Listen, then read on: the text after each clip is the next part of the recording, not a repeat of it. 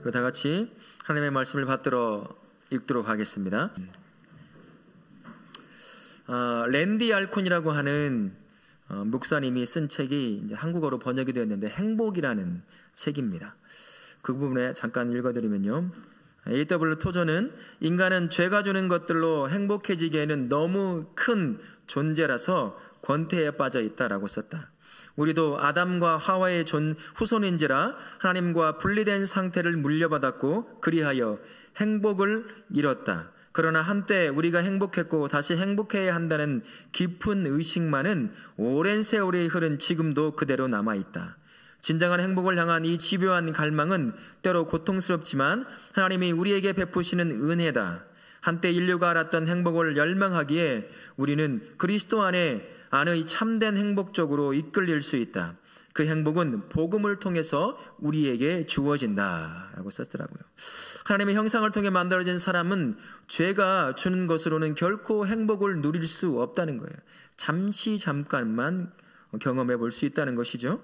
오직 복음을 통해서만 예수 그리스도께서 주시는 행복만이 우리가 누릴 수 있는 진정한 행복이다라고 말씀해 주는 것입니다. 이 한 주간도 복음 안에서 자녀들과 함께, 부모님과 함께 행복을 누리고 나누는 그런 행복한 한 주를 보내실 수 있기를 예수님의 이름으로 축원합니다. 아멘.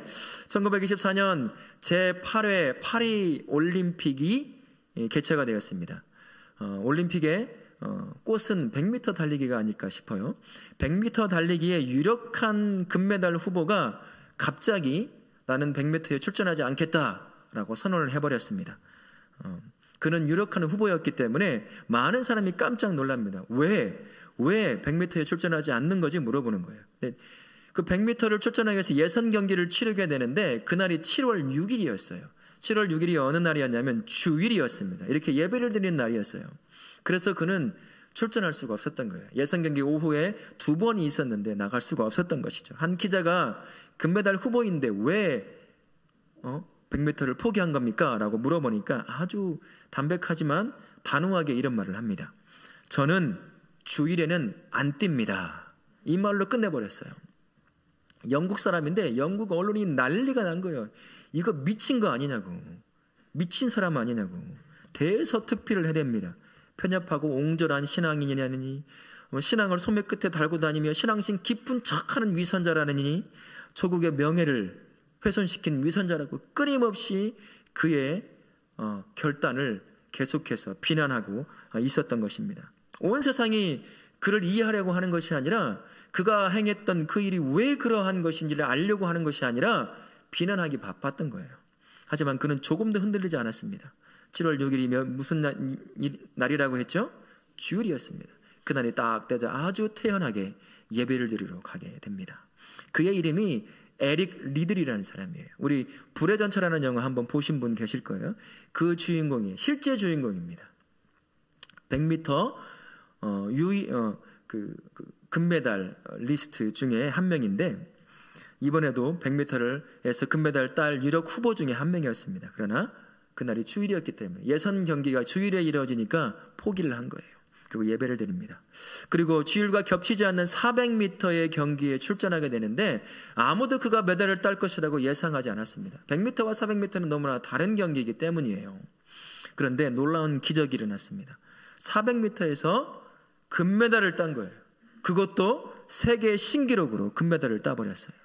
사람들이 놀랍니다. 아니, 어떻게 100m를 뛰는 사람이 400m에서 금메달을 딸 수 있습니까? 라고 말하니까 또 그가 우리 마음을 흔들어 놓는 말씀을 합니다. 100m는 내 힘으로 뛰었고 300m는 하나님이 띄워주셨습니다. 참 믿음 있는 사람은 말도 멋지게 해요. 잘 못 따라가겠어요, 이걸. 참 그렇습니다. 에릭 리들은 어떤 상황 가운데서 하나님을 인정하는 삶을 살았어요. 그것이, 하나님을 인정하는 것이 자기에게 피해가 온다고 할지라도 전혀 굴하지 않았습니다. 그 인생에 비슷한 삶의 모습을 가진 사람이 우리가 오늘 말씀에서 읽었던 다니엘이라고 하는 이름을 가진 한 어린 청소년입니다. 이스라엘 민족의 한 후손으로 태어났습니다. 하지만 범죄함 가운데 이스라엘 민족이 갈기갈기 찢어지기 시작합니다. 북이스라엘, 남유다로 갈라집니다. 얼마 지나지 않아 북이스라엘은 BC 722년에 아수르에 멸망해버립니다. 남유다는 BC 586년에 바벨론에 의해서 멸망을 당해버려요. 약속의 땅, 약속의 민족, 하나님을 드러내도록 선택받은 그 민족이 인류의 역사에서 더 이상 존재하지 않는 것 같은 그러한 삶 가운데 빠져버린 것이죠. 그 후손이 다니엘이에요. 청년도 아니고 어른도 아니고 청소년 15세 정도 되는 그런 다니엘입니다. 인류의 역사에서 사라져버릴 것 같은 사라져버린 것 같은 그 민족 가운데 태어난 다니엘, 자신의 의지와는 상관이 전혀 없었죠. 후손들, 선조들의 하나님을 향한 불신앙과 끊임없이 공의와 정의를 깨버리는 그에 대한 징계로 나라가 멸망하고 그 후손으로 태어났을 뿐입니다. 영토와 주권을 잃어버리고 이젠 자유도 잃어버리고 노예가 되어서 종이 되어서 광야를 지나가야 되고 그리고 사막 땅을 지나가는 그러한 삶의 위치에 놓여 있는 것입니다. 포로이면서 노예로 광야와 사막 땅을 건너는 것이 쉽겠습니까? 사실 수백 년 전에 그 광야, 생명이 없는 그 사막의 땅은 그전에는 완전히 다른 땅이었어요. 400여 년 동안 애굽의 종으로 잡혀있던 이스라엘 민족이 하나님의 초자연적 능력으로 구원을 얻게 됩니다. 그리고 그 사막 땅을, 그 광야를 40년 동안 하나님과 동행하면서 하나님을 직접 만나고 경험하고 온몸으로 하나님을 경험하는 은혜를 누리는 그 생명의 땅이 바로 그때는 광야였고 사막이었습니다. 낮에는 구름 기둥으로 밤에는 불 기둥으로 자신의 백성들을 지켜나가셨습니다. 아침에 눈을 뜨면 무엇을 먹었습니까? 수북히 쌓여져 있는 메추리와 만나를 먹었어요. 저녁 늦게까지 배불리 먹을 수 있었습니다. 사막 한 곳에 물이 필요하면 물까지 내시면서 그들을 살려내신 분이 하나님이십니다. 그렇게 하나님을 경험했던 것입니다. 40여 년 동안 그 사막 땅에서 신발이 닳지 않았고 옷이 헤어지지 않는 그런 역사를 경험한 거예요. 어느 민족도 함부로 접근할 수 없었습니다. 도둑도 들짐승도 그렇게 말 그대로 하루 24시간 1분 1초도 빼지 않고 하나님을 경험했던 그곳이 바로 광야 땅이었고 사막이었어요. 그러나 수백 년이 지난 지금 하나님을 등지고 죄 가운데 빠져있는 이스라엘 민족, 모든 것이 멸망해버린 그 후손이 걸어가야 할 광야와 사막은 말 그대로 물도 없고 죽음만을 의미하는 광야요 사막이었던 것입니다. 수많은 유대의 포로들이 채찍에 맞아 죽고 목말라 죽고 배고파 죽었던 그 길입니다. 그 길에 어린 청소년이었던 다니엘이 그 사막을 건너가 포로가 되어 바벨론에 들어가게 되는 겁니다. 참 비극이었죠. 사실 다니엘은 유다 민족이 완전히 멸망하고 난 뒤에 그때 끌려간 것이 아니라 한 15년, 16년 전에 이미 1차적으로 포로로 바벨론에 끌려간 사람이었어요. 그러다 보니까 멀찍이서 자신의 조국 유다가 바벨론에 의해서 천천히 죄 가운데 멸망하는 것을 직접 봐야 하는 비극도 맛봤던 사람이 다니엘이라고 하는 어린 청소년이었습니다. 그것만이 그의 인생의 전부가 아니었어요. 그는 하나님의 선택받은 자녀였습니다. 후손이었어요. 하나님을 섬기고 하나님을 드러내 보이도록 선택받은 후손이었음에도 불구하고 그는 이젠 더 이상 하나님을 섬기는 것이 아니라 우상의 땅 바벨론에서 우상을 섬기는 자, 그 바벨론의 삶을 살아가야 하는 비참함 가운데 또한 놓이게 되는 것이지요.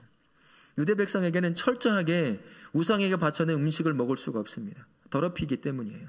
그러나 다니엘은 어떻게 해야 되죠? 우상에게 바쳐진 그 음식을 먹어야 합니다. 자신을 더럽혀야 한다는 거죠.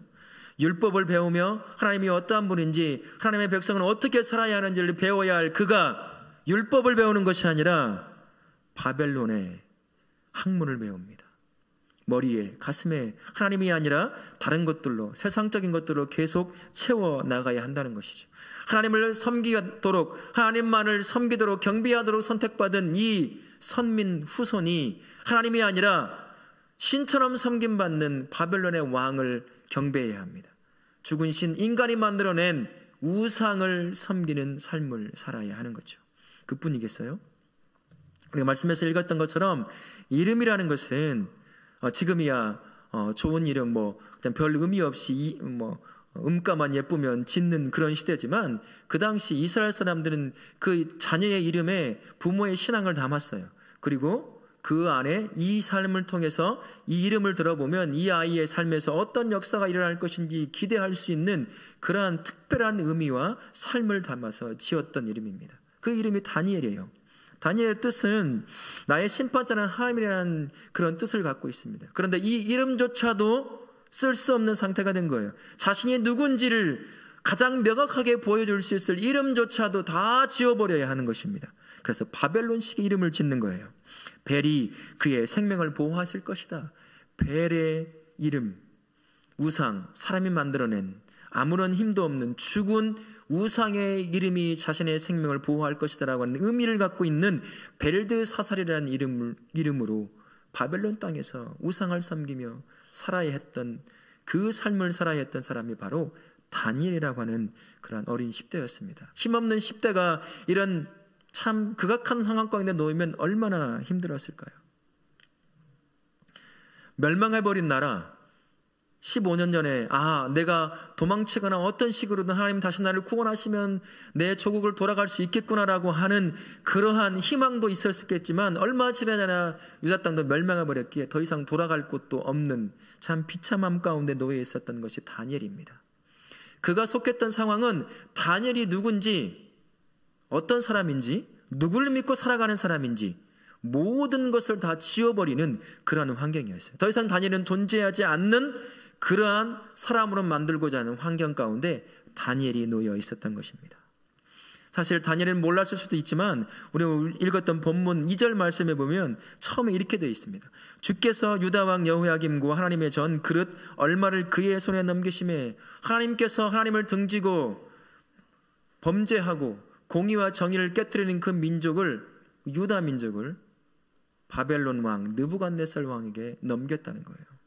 그래서 더 이상 이거는 사람에 의해서 회복될 수 있는 것이 아니라는 것을 확인시켜 주는 것입니다. 다니엘이 이 사실을 알았다면 어땠을까요? 아니면 내가 놓여 있는 상황이 바로 하나님께서 행하신 일이라고 한다면 어떻게 할까요? 하나님을 원망했을 것입니다. 그러나 다니엘은 원망하지 않아요.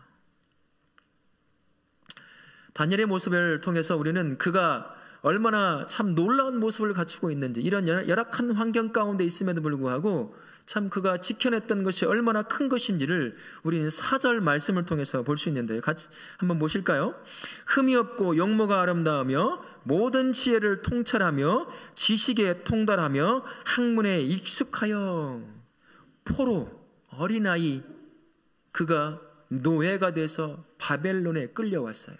그러나 그를 아는, 그를 바라보는 눈이 있는 모든 사람들은 그의 얼굴, 그의 삶에, 그의 모습에서 발견할 수 있는 것은 처참하고 비참한 얼굴이 아니었습니다. 흠이 없는 얼굴이었고 용모가 아름답고 모든 지혜를 통찰하며 지식에 통달하며 학문에 익숙한 얼굴을, 그를 바라보게 된 것이죠. 누가 이걸 가능케 했을까요? 그가 믿는 하나님이십니다. 그가 믿는 하나님이 그에게 그렇게 주었고 그가 믿고 따랐던 하나님이 함께 하니까 이런 상상할 수 없는 삶의 모습을 유지할 수 있었다는 것입니다. 또한 6장 10절에 다니엘이 다 커서 이제 성인이 되어 3명의 총리 중에 으뜸 총리라고 할 수 있을 수석 총리가 되었을 때의 모습이에요. 많은 사람이 노예로 끌려왔던 저 어디 변방의 작은 나라에, 멸망한 나라에 한 노예가 와서 수석 총리가 되었으니 사람들이 얼마나 시기 질투하겠어요. 내가 올라가야 할 자리를 이름도 모르는 나라에서 붙잡혀온 노예가 그 위에 올라가 있으니 얼마나 시기하겠냐는 거죠. 수없이 죽이려고 애를 씁니다. 끌어내리려고. 하지만 우리가 6장에서 1절부터 10절까지 읽었던 것처럼 흠을 잡을 데가 없는 거예요. 국사를 행하는 데 있어서도 그렇고 삶에 있어서도 그렇고 모든 면에서 아무리 흠을 찾으려고 해도 흐트러진 삶이 아니기에 흠을 찾을 수가 없었던 것입니다. 그래서 억지로 30일짜리 법령을 고의적으로 만드는 거예요. 덫을 넣는 것이죠. 30일 동안 바벨론의 왕, 신처럼 섬겨지는 왕에게 구하지 않는 모든 자들은 다 사자굴에 집어넣겠다. 30일짜리 법령을 만들어서 도장을 찍어 온 바벨론 제국에 놓습니다. 누구 한 명을 잡으려고 한 거죠? 다니엘 한 사람. 잡을 게 없으니까 억지로 만들어낸 법을 통해서. 다니엘도 그 자리에 있었던 거예요. 수석 총리니까요. 다 알면서도 집에 돌아와 어떻게 하죠? 똑같이 창문을 열고 다 봐라. 나는 어제든 오늘이든 똑같이 예루살렘을 향해 하나님을 향해 나는 기도한다. 하루 3번 기도하는 것이죠. 6장 10절에서 그런 모습을 뭐라고 표현하고 있냐면 이전에 하던 대로라고 했어요. 포로를 끌려온 그 시장부터 지금 수석 총리가 되어 자신을 죽이려고 하는 수많은 무리가 있는 그 상황 가운데서도 그것만 하지 않으면 살 수 있는데도 불구하고 어제 해왔던, 그제 해왔던, 포로를 끌려왔던 그 시점부터 해왔던 바로 하나님을 향한 그 기도의 자리를 조금도 두려워하지 않고 그대로 행했다는 것이죠. 이게 한순간에 만들어진 삶일까요? 오래전부터 하나님을 인정하고 살아왔던 삶의 실제적인 모습이라는 것입니다. 다니엘이 숨쉬는 모든 순간은 다니엘이라고 하는 한 믿음의 사람, 하나님의 사람을 없애고자 하는 그러한 극악한 상황들이었습니다. 하지만 그는 조금도 흔들리지 않았어요. 그가 놓여 있는 상황이 어떤 상황이든 간에 하나님을 인정하는 삶을 살게 됩니다. 그리고 자신이 하나님의 백성이라는 것, 하나님의 후손이라는 사실을, 그 정체성을 조금도 숨기지 않아요. 조금만 양보하고 조금만 숨기면 살 수 있고 성공할 수 있는데도 불구하고 다니엘은 하나도 숨기지 않습니다. 자 봐라, 죽이려면 죽여라 라고 하나님 앞에 나아가는 것을 보게 되는 것이죠. 생명을 내걸고 신앙을 지킨 사람이 바로 다니엘이라는 것입니다. 다니엘의 상황을 보게 되면 우리가 속해 있는 상황과 그 별반 다르지 않다는 것을 우리는 알 수 있습니다. 물론 양상은 다르게 오죠. 다니엘이 있었던 그 수천 년 전의 핍박과 그것은 실질적으로 그의 목숨을 위협하는 그런 것이었다고 한다면 지금은 좀 더 세련됐습니다. 그럴싸하죠. 논리적이에요. 사람들의 마음을 얻기에 참 좋게 우리에 다가와서 내 안에 중심으로 계시는 하나님, 그 하나님을 밀어내고 그 중심을 차지하고 더 이상 하나님을 쫓지 않는 삶으로 만들어가는 것들이 있다는 것이죠. 뭐가 있을까요? 성공이 아닐까 싶습니다. 우리 성공신화라는 말 들어봤죠? 여기서 성공이라는 단어를 싫어하는 사람 단 한 명도 없을 거예요. 싫어하는 사람 손 올려보세요. 한 명도 없잖아요. 성공은 모두가 다 좋아하는 거예요. 그래서 신화가 된 것입니다. 세상은 성공에 몰입하게 해요. 어린아이부터 노인까지 전부 다 성공해야 한다고 몰입하게 합니다. 성공만 하면 우리는 행복할 수 있어. 성공만 하면 우리는 모든 걸 다 얻을 수 있어 라고 말합니다. 그러면서 우리 다음 세대 아이들에게 성공하려니까 죽으라고 공부해야 돼. 그냥 죽어 공부하다가. 그렇게 말하기까지 하는 거예요. 하루에 막 4학년, 5학년, 3학년이 학원을 3개, 4개 다녀요. 밤 9시, 10시까지. 4학년짜리가 고등학교 가면 배울 수 있는 수학 정석 1, 2를 배워요. 깜짝 놀랐어요. 왜일까요? 성공하려고, 성공시키려고. 좋은 대학 들어가는 거 첫 번째 성공이잖아요. 좋은 대학 들어가서 그 다음에 예배 드려. 그 다음에 기도회 나와. 그 다음에 수련회 따라가. 그럼 네 맘대로 할 수 있잖아. 네 맘대로 될까요 지금? 좋은 대학 들어간다고 되나? 이제는 취업 준비를 해야 돼요. 좋은 직장 가야 되지 않겠어? 연봉 많고 그래야 그 연봉 가지고 뭐 페라리라도 하나 타고 최소한 BMW라도 타고 다닐 수 있잖아요. 그러니까 거기에 올인하게 되는 것이죠. 좋은 직장, 우리 식으로 말하면 저기 이제 전주에 산다면 저기 에코시티에 한 40평짜리 아파트 하나 들어가야 성공한 거 아니겠냐? 그거 들어가려면 여기에 올인해야 돼요. 성공에 몰입해야 된다고. 예배는 나중에, 기도는 나중에, 말씀은 나중에, 성공하면 다 할 수 있어 라고 외치는 세상이 우리 다음 세대가 살아가는 세상이고 우리가 놓여있는 세상입니다. 하나님을 찾을 기회를 허락하지 않아요. 그 중심에 하나님이 아니라 성공이라고 하는 것이 하나님으로 딱 또아리를 틀고 있기 때문이에요. 삶에서 하나님을 서서히 지워버립니다. 더 이상 하나님이 필요 없는 그러한 존재의 삶을 살아가는 것이죠. 그뿐이겠습니까? 쾌락, 즐거움, 그것이 인생의 가운데, 인생의 중심을 차지하고 하나님을 밀어낼 때가 있습니다. 재미가 없으면 아무런 가치가 없는 시대가 되었어요. 그 재미를 낳고, 그래서 우리 익스트림 스포츠라고 들어보셨습니까? 우리는 상상도 못하는 스포츠가 있어요. 죽음을 내걸고 하는 스포츠예요. 그 죽음의 순간에 살아나는 그 쾌락을 누리기 위해서 그 스포츠를 하는 거예요. 우리 번지점프 해보셨어요? 아마 저는 죽인다고 해도 못할 거예요. 덜덜덜 고소공포증까지 있어가지고요.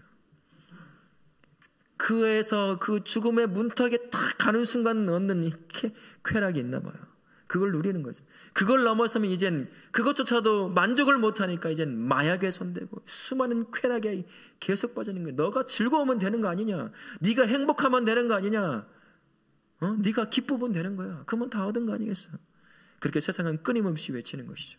그래서 중심에 하나님이 아니라 쾌락을 쫓는 그러한 세상으로 만들어가는 것입니다. 또한 뭐가 있을까요? 허망한 사상들 아니겠습니까? 인본주의, 인간성이 우선이다. 인간성이 우선이다 라는 것을 외칩니다. 그런데 지구 반대편에서 인간성을 우선시하는 인간들이 맞이한 현실은 무언가요? 한 나라에 한 사람, 자신의 욕망을 갖고 있는 한 사람이 한 나라를 초토화시키고 있어요. 수많은 민간인과 젊은 청년들을 전쟁이라고 하는 죽음의 늪으로 빠져들게 하고 있습니다. 눈 하나 깜짝하지 않습니다. 그게 인간성이에요. 그 인간성이 옳다고 얘기하는 것입니다. 그것을 중심에 잡으라고 하는 거예요. 그뿐이겠어요? 여러 가지 이론들이 있을 수 있지만 진화론은 어떤가요? 우리가 하나님의 고귀한 형상을 쫓아 만들어진 가장 고귀한 존재라는 것을 스스로 깎아내리는 거예요. 우연이라고 하는 만들어진 신이 우리를 만들었다. 우리를 진화하게 했다라는 것이 가르침입니다. 계속 우리 다음 세대 아이들 머릿속과 알게 모르게 가슴과 삶에 지속적으로 하나님의 자리를 밀어내고 이런 사상들이 신처럼 차지하게 하는 것입니다. 비록 다니엘과는 다른 양상이지만 지금도 변함없이 사탄은 수많은 다양한 그럴싸하고 고상하고 논리적인 여러 가지 방법들로 신앙인들의 내면의 삶에 하나님을 밀어내고 치워버리는 그러한 시대에 우리 다음 세대 아이들이 살아가고 있고 저와 우리가 그 시대에 살아가고 있는 것입니다. 더 큰 것은 다음 세대 아이들은 아마 지금보다 더 하나님을 믿기 어려운 시기에 살아가게 될 거예요. 누가 핍박해서가 아니라 사단이 만들어낸 수많은 그럴싸하고 고상한 방법으로 우리 안에 하나님은 더 이상 필요 없다고 만들게 하는 그런 때에 우리 다음 세대 아이들이 살아가게 될 것이라는 것입니다. 이런 수많은 신앙인들을 치워버리고자 하는 그러한 상황, 수천 년 전 다니엘과 똑같은 상황에 놓여 있었습니다. 지금과는 비교할 수 없는 외적인 핍박과 목숨을 내걸어야 하는 그러한 상황 가운데서 다니엘이라고 하는 그 이름이 꺾이지 않았던 이유가 있습니다. 두 가지 이유예요. 8절 말씀에 보면 다니엘이 이렇게 얘기하죠. 뜻을 정하여 라고 말합니다. 왕이 뜻을 정했어요. 너희들은 내가 주는 음식을 먹어라. 나를 섬기고 우상을 섬긴 음식을 먹어라 라고 뜻을 정했습니다. 근데 다니엘은 뜻을 정해서 나는 그것을 먹지 않겠다고 얘기를 하는 거예요. 무슨 말이죠? 죽겠다는 얘기예요. 나는 그거 못 먹는다. 나는 하나님을 믿는 사람이야. 그 후손이고 그 하나님을 나는 인정하며 살아가는 삶이야. 그러니 먹을 수 없어 라고 하는 그 뜻을 정하는 것이죠. 그 뜻에서 중요한 두 가지를 우리에게 가르쳐 줍니다. 첫 번째는 어느 상황에서건 간에 다니엘은 하나님의 후손, 하나님의 자녀의 후손이라는 사실을 그 정체성을 조금 더 흔들림 없이 지켜냈던 것이에요. 목숨을 내걸고 지켜냈습니다. 그뿐인가요?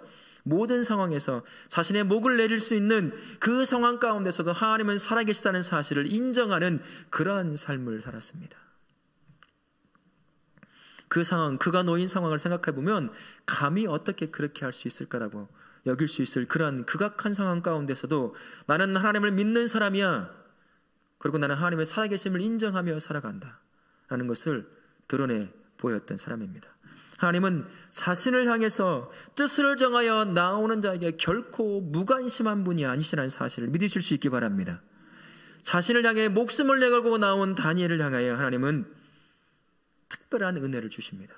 히브리서 11장 6절 말씀 같이 한번 볼까요? 같이 한번 읽겠습니다.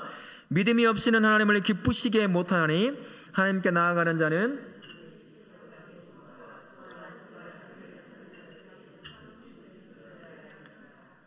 그가 자기를 찾는 자들에게 뭘 주신다고요? 상 주시는 이심을 믿어야 할지니라. 내가 속해 있는 상황과 조건과 상관없이 하나님을 인정하고 믿는 자의 삶을 살아가는 그 인생에게 하나님은 특별한 은혜를 주시겠다고 말씀하시는 것입니다. 다니엘 볼까요? 14절부터 21절까지 보면 그렇게 나아가는 다니엘에게 하나님이 역사하십니다. 고기를 먹었던 다른 어린 청소년들보다 다니엘의 얼굴이 어떻게 되어 있다고 하죠? 얼굴이 아름답고 살이 윤택하도록 역사하셨습니다. 우리 얼굴 피부가 좋지 않으신 우리 어르신들은 계시다고 한다면 고기를 드시지 마시고 야채를 드실 수 있길 바랍니다. 다음 주에 저에게 확인을 시켜주십시오. 가능하지 않아요. 사실 어릴 때는 고기도 먹고 해야 충분한 영양분이 섭취가 돼야 됩니다. 지금이야 뚱뚱한 사람에 별로 좋지 않지만 이 당시 옛날에는 잘 먹고 똥똥해진 거 있잖아요. 이거 통통하고 이런 것들을 참 좋게 봤던 시대예요. 근데 풀만 먹고 어떻게 그런 일이 발생할 수 있겠어요? 그러나 하나님의 역사함으로 그렇게 만드십니다. 그뿐인가요? 또한 학문을 주시고 지혜를 주시고 모든 환상과 꿈을 깨닫게 하셨습니다. 그 당시에 갈대아에 살고 있던 바벨론에 살고 있던 모든 사람들보다 몇 배나 컸을까요? 10배나 더 주셨어요. 10배나. 놀라시지도 않아요.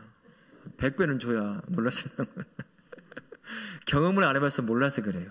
다른 사람보다 내가 100배의 지혜를 갖고 있다는, 10배의 지혜를 갖고 있다는 게 어느 정도인지 우리가 경험을 안 해봐서 평범하잖아요. 우리는. 그래서 그게 놀라지 않는 것을 믿습니다. 그리고 담대함을 주십니다. 2장부터 보게 되면 하나님께서 자신을 향해 그 뜻을 정하여 나아갔던 다니엘에게 하나님 모든 것을 주셨을 때 이제 그 꿈을 해석하며 나아갈 때 다니엘이 왕 앞에 당당히 서는 것을 보게 돼요. 이 당시 왕은 뭐라고 했죠? 신이었어요. 고개를 들 수 없습니다. 고개를 들고 가서 숙이는 것이 아니라 들어올 때부터 고개를 숙이고 땅바닥에 머리를 조아리고 있어야 돼요. 귀만 열려 있어야 합니다. 눈을 떠서 왕을 바라볼 수 없습니다. 왜요? 신으로 여겨졌기 때문이에요. 그 신 앞에 다니엘이 당당하게 서서 그 꿈이 무엇인지, 무엇을 의미하는지를 정확하게 해석해냅니다. 그 담대함을 하나님이 주셔요. 그리고 또다시 놀라운 것은 2장 46절부터 49절까지를 통해서 우상, 신으로 섬김받던 그 느부갓네살의 입에서 하나님을 찬양하는 찬양의 소리가 나오기 시작을 합니다. 하나님 앞에 그렇게 뜻을 정하여 믿음을 지키는 사람을 그렇게 쓰시는 거예요. 그의 인생을 통해서 하나님을 믿지 않는 사람들의 입과 삶을 통해 하나님을 찬양하는 자로 만들어내는 것이 바로 그러한 다니엘 같은 삶인 것입니다. 그뿐이겠습니까? 귀한 선물과 함께 바벨론 온 지방을 다스리는 이인자의 자리에 앉히게 됩니다. 하나님은 자신에게 나오는 자에게 뭐 한다고 했죠? 상 주시는 이심을 믿어야 할지니라 말씀하셨어요. 자신을 인정하고 자신의 백성됨의 삶을 살아가는 그 인생에 하나님은 난 너 몰라, 네가 선택한 거잖아 라고 말씀하지 않는다는 거예요. 자신을 향해 목숨을 내걸고 믿음을 지키는 그 자녀에게 하나님은 그가 상상할 수 있는 그 이상의 것들로 그 인생을 채우신다고 보여주시는 것입니다. 사랑하는 성도님, 수천 년 전 다니엘에게 역사했던 그 하나님 지금도 살아계신 줄 믿습니다. 우리 아이들의 삶에, 우리의 삶에 여전히 역사하고 계신 줄 믿습니다. 그 하나님이 우리에게 말씀하십니다. 히브리서 10장 22절에 이렇게 말씀하셔요. 같이 한번 읽어보겠습니다. 우리가 마음의 뿌림을 받아 악한 양심으로부터 벗어나고 참 마음과 온전한 믿음으로 하나님께 나아가자. 하나님 우리에게 이렇게 외치시는 거예요. 이제 참 마음과 온전한 마음으로 나에게 나아오라 라고 말입니다. 상황과 조건과 네가 놓여있는 그 위치 때문에 짓눌려 있지 말고 참 마음과 온전한 믿음으로 나에게 나오라는 것이죠. 참 마음과 온전한 믿음으로 하나님 앞에 나아가는 것이 어떠한 것일까요? 다니엘을 통해서 보여주십니다. 하나님을 모든 삶의 현장에서 인정하는 거예요. 하나님은 살아계십니다 라고 인정하는 거예요. 그리고 인정한 대로 삶을 살아가는 것이죠. 그게 바로 하나님의 자녀됨의 정체성을 지켜내는 것이에요. 이 두 가지를 다니엘을 통해서 우리에게 보여주고 계십니다. 요한복음 1장 12절의 말씀에 보면 이렇게 되어 있어요. 우리 잘 아시는 말씀일 수도 있습니다. 같이 한번 읽어보겠습니다. 영접하는 자 곧 그 이름을 믿는 자들에게는 하나님의 자녀가 되는 권세를 주셨으니 라고 말씀합니다. 내 힘으로는 안 되지만 이제는 내가 하나님의 자녀됨의 권세를 가지고 있어요. 성령께서 그 권세를 통해 내가 하나님의 자녀됨의 삶을 살 수 있도록 능력이 되어주실 것이고 지혜가 되어주실 것입니다. 당당하게 내가 하나님을 인정하는 삶을 살도록 인도해 가실 것입니다. 이런 삶을 두고 사무엘상 2장 30절에서는 이렇게 말씀하십니다. 하나님께서 한번 같이 읽겠습니다. 시작. 나를 존중히 여기는 자를 내가 존중히 여기고 나를 멸시하는 자를 내가 경멸하리라. 하나님을 존중하는 삶이 어떤 삶일까요? 헌금을 많이 하는 삶일까요? 아니에요. 다니엘의 모습을 보십시오. 하나님을 존중하는 삶은 다른 것이 아니라 네가 살아가는 삶의 그 위치, 그 상황, 그 현장에서 그게 어떤 상황이든 간에 내가 살아있는 너의 하나님임을 인정하는 것이 바로 하나님을 존중히 여기는 것이에요. 내가 하나님의 자녀라는 사실을 부끄러워하지 않고 두려워하지 않고 당당하게 그 자녀됨의 삶을 살아가는 것, 그게 바로 하나님을 존중히 여기는 자입니다. 제 자녀가 친구들에게 저를 소개하기를, 야, 저 우리 옆집 아저씨야. 우리 엄마를, 지 엄마를, 저분 너를 아는 체 않는데 누구니? 우리 집 식모야. 이렇게 소개한다고 해보세요. 부끄러워하는 거잖아요. 엄마 아빠를. 그걸 알고 있는 엄마 아빠의 심정은 어떨까요? 가슴이 미어지는 거예요. 하나님께서 하나님을 존중히 여기는 삶은 어떤 것이냐면 내 삶에서 내가 속해 있는 모든 삶의 현장, 그게 무엇이든 간에 다니엘이 속해 있던 그 상황이든 지금 우리가 살아가고 있는 삶의 그런 현실이든 간에 두려워하지 않고 살아계신 하나님을 내 삶에서 진짜 살아계신 하나님으로 인정하는 것입니다. 그게 하나님을 존중하는 삶이에요. 그리고 자녀됨의 삶을 부끄러워하지 않고 숨기지 않고 살아가는 것, 그게 바로 하나님을 존중히 여기는 삶입니다. 우리 사랑하는 성도님, 밖에서 식당이라든지 학교라든지 그곳에서 당당하게 기도하고 식사하시는 분 손 한번 들어보세요. 반절이 안 돼요. 긴가 아닌가 할 때도 있고 안 할 때도 있고 이렇게 하신 분 계실지 모르겠네요. 이해하셨어요? 기도한 거예요. 그 사람은 부끄러운 거야. 내가 예수 믿는 걸 인정하는 걸 부끄러운 것이죠.